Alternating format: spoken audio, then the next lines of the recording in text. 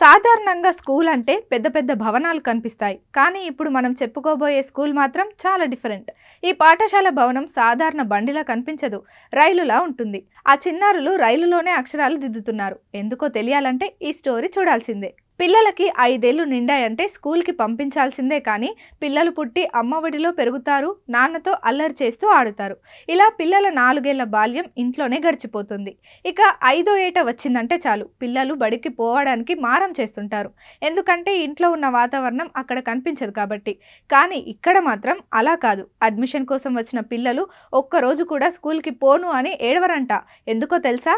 స్కూల్లో పెద్ద ట్రైన్ ఉంటుంది. ట్రైన్లో కూర్చొని పాఠాలు నేర్చుకోవాలి. ట్రైన్ ఏంటి, ట్రైన్లో పాఠాలు చెప్పడం ఏంటి అని ఆలోచిస్తున్నారా? అయితే అసలు విషయం చెప్తాం చూడండి. పెద్దపల్లి జిల్లా రామగుండం నియోజకవర్గం 19వ డివిజన్ మారెట్పాక అనే ఒక ఊరిలో ఉన్న ప్రైమరీ స్కూల్ని పూర్తిగా ట్రైన్లా మార్చేశారు. ముందు భాగంలో ఉండే ఇంజన్లో పాఠశాల ప్రిన్సిపల్ రూమ్, వెనకాల 7 రూమ్లను కంపార్ట్మెంటులాగా మార్చేసి అందులో పిల్లలకి బోధన చేస్తున్నారు. రూమ్ లోపల ఉండే గోడలపై అందమైన బొమ్మలతో పెయింటింగ్ వేసి స్కూల్లో ఉన్న వాతావరణం మొత్తం కూడా పిల్లలకి అనుగుణంగా మార్చేశారు. అందుకే ఇందులో పిల్లలు స్కూల్కి రావడానికి అస్సలు ఏడవరట. ఒకవేళ ఏడ్చినా వారి తల్లిదండ్రులు ఈరోజు ట్రైన్లో ఊరికెళ్దామని చెప్పి తీసుకొస్తారట. ఇదంతా వినడానికి కాస్త విడ్డూరంగా ఉన్నా ప్రిన్సిపల్ చెప్పే మాటల్లో పిల్లలు పాటించే శ్రద్ధను చూస్తే నిజమని అనిపిస్తుంది.